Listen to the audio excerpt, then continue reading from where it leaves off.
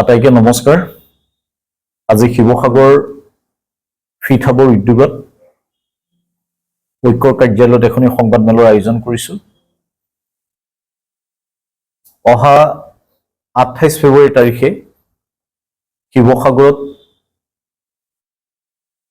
Sivasagar fit হাবৰ উদ্যোগত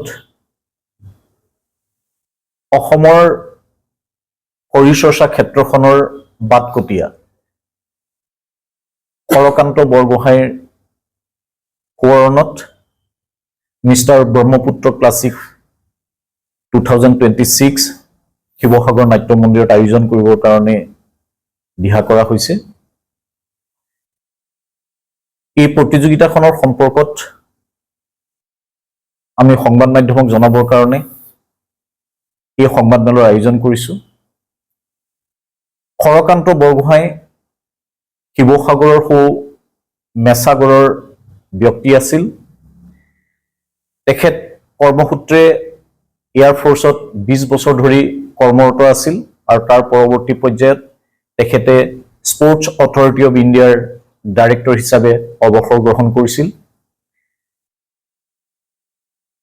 1948 চনত জন্মগ্ৰহণ কৰা এইগৰাকী শিৱসাগৰৰ সুসন্তানে সেই সময়ত সীমিত সা-সুবিধাৰ মাজত তেখেতে শৰীৰ চৰ্চাত মনোনিৱেশ কৰিছিল আৰু কালক্ৰমত তেখেত গৈ 7 time mister India, 4 time mister services, 2 times mister Himalaya আৰু মিষ্টাৰ এছিয়াত তেখেতে ব্ৰঞ্জৰ মেডেল পাবৰ কাৰণে সক্ষম হৈছিল। সঁচা কথা ক'বলৈ গ'লে শিৱসাগৰৰ এইগৰাকী সুসন্তান অসমৰ বডি বিল্ডিং ক্ষেত্ৰখনৰ এগৰাকী কিংবদন্তি পুৰুষ আছিল আৰু তেখেতৰ সোঁৱৰণত শিৱসাগৰত আমি নতুন প্ৰজন্মৰ শৰীৰ চৰ্চাৰ ক্ষেত্ৰখনৰ লগত জড়িত আমাৰ যুৱক যুৱতীসকলক উৎসাহিত কৰিবৰ কাৰণে, অনুপ্ৰাণিত কৰিবৰ কাৰণে তেখেতৰ প্ৰতি শ্ৰদ্ধা জনাই এই প্ৰতিযোগিতাখনৰ আয়োজন কৰিছো। আমি আশা কৰিছো ৰাজ্যখনৰ ভিন্ন প্ৰান্তৰ প্ৰায় শতাধিক প্ৰতিযোগীয়ে ইয়াত অংশগ্ৰহণ কৰিব আৰু এই প্ৰতিযোগিতাখন শিৱসাগৰ নাট্য মন্দিৰত অহা 28 তাৰিখে সন্ধিয়া 5 বজাৰ পৰা আৰম্ভ হ'ব। আমাৰ এই প্ৰতিযোগিতাখনৰ টেকনিকেল যিখিনি কথা বতৰা, ইয়াৰ হাইট আৰু গ্ৰুপ দুইটা পৰ্যায়তে এই প্ৰতিযোগিতাখন অনুষ্ঠিত হ'ব। এই প্ৰতিযোগিতাৰ সম্পৰ্কত আমাৰ আয়োজক সমিতিৰ সভাপতি অসমৰ বডি বিল্ডিং ক্ষেত্ৰখনৰ এগৰাকী জ্যেষ্ঠ আমাৰ জয়ন্ত ৰাজকৰদেৱে অৱগত কৰিব। সংবাদ মাধ্যমৰ সকলো কৰ্মকৰ্তাকে শিৱসাগৰ ফিট হাবৰ তৰফৰ পৰা আন্তৰিক শুভেচ্ছা জনাইছো। আমি শিৱসাগৰত অহা 28 ফেব্ৰুৱাৰী তাৰিখে নাট্য মন্দিৰত আমাৰ অসমৰ শৰীৰ চৰ্চাৰ বাটকটীয়া হৰকান্ত বৰগোহাঁই দেৱৰ সোঁৱৰণত মিষ্টাৰ ব্ৰহ্মপুত্ৰ ক্লাছিক প্ৰতিযোগিতা আয়োজন কৰিছো।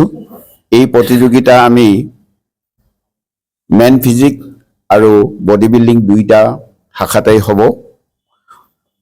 বিল' 5 feet 7 inch and above 5 feet 7 inch এইটো হ'ব মেন ফিজিকত আৰু মূল বডি বিল্ডিং প্ৰতিযোগিতা হ'ব 5টা গ্ৰুপত, 60 কেজি শাখাত, 65 কেজি শাখাত, 70 কেজি শাখাত, 75 কেজি শাখাত আৰু 75ৰ ঊৰ্ধৰ এই এটাকেইটা গ্ৰুপতে প্ৰতিযোগিতা অনুষ্ঠিত হ'ব আৰু প্ৰাইজ মনিৰ ব্যৱস্থা কৰা হৈছে।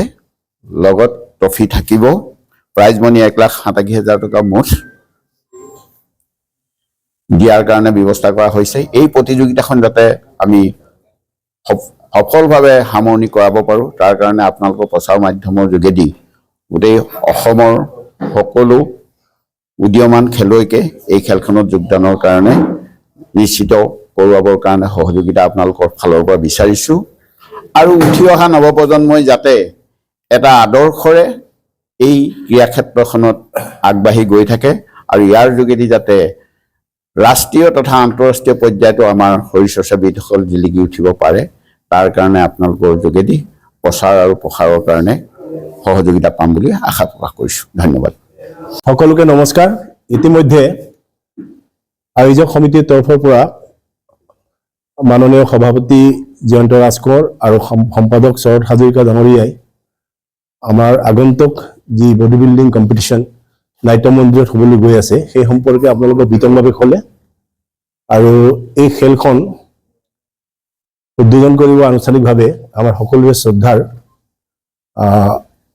নৰ্থ ইষ্টৰ প্ৰথমগৰাকী অৰ্জুন এৱাৰ্ডী আমাৰ ভোগেশ্বৰ বৰুৱা ককাইদেউ আৰু শ্ৰদ্ধাঞ্জলি অনুষ্ঠানটো সম্পাদনা কৰিব আমাৰ শ্ৰদ্ধাৰ সৰকান্ত বৰগোহাঁইদেৱৰ সহধৰ্মিনী লাৱণ্য বৰগোহাঁইদেৱে আৰু এই অনুষ্ঠানটো সন্ধিয়া 5 বজাৰ পৰা আৰম্ভ হ'ব বুলি আপোনালোকক ক'লে।